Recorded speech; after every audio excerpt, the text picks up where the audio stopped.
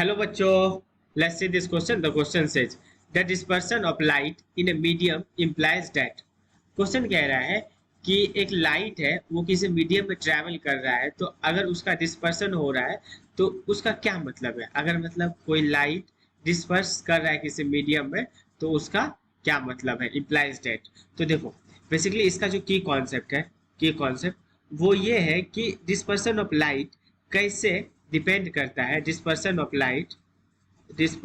Light कैसे depend करता है किस पे, वेवलेंथ पे, फ्रीक्वेंसी पे. जैसे देखो, डिफरेंट वेवलेंथ का बात कर दिया, डिफरेंट फ्रीक्वेंसी का बात कर दिया और रिफ्रैक्टिव इंडेक्स का बात कर दिया. तो अपन लिखेंगे डिस्पर्सन ऑफ लाइट डिपेंड्स. यहाँ पे देखो, बेसिकली ये डिपेंडेंसी होगा, dependency of dispersion of light. ठीक है, तो पहला आता है क्या इसके की कॉन्सेप्ट में, ये डिपेंड करता है लैम्डा पे, वेवलेंथ पे.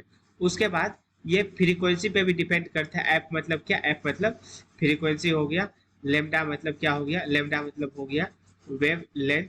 उसके बाद ये डिपेंड करता है किस पे, रिफ्रैक्टिव इंडेक्स पे भी, म्यू पे भी. म्यू को रिफ्रैक्टिव इंडेक्स से डिनोट करते हैं, तो रिफ्रैक्टिव इंडेक्स पे भी ये डिपेंड करता है. तो देखो, पहला ऑप्शन आता है light of different wavelength travel with different speed in the medium. हाँ, ये तो है, ठीक है, क्योंकि अगर लाइट का अलग अलग वेवलेंथ होगा तो अलग अलग मीडियम में अलग अलग स्पीड से ट्रैवल करेगा. ये ऑप्शन सही है.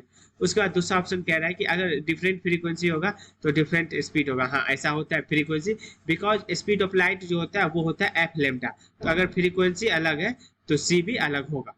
ठीक है, तो बी भी सही है. अब तीसरा कह रहा है कि the refractive index of medium is different for different wavelength. हाँ, ये भी सही है, क्योंकि म्यू जो है वो लेम्डा के प्रोपोर्शनल होता है.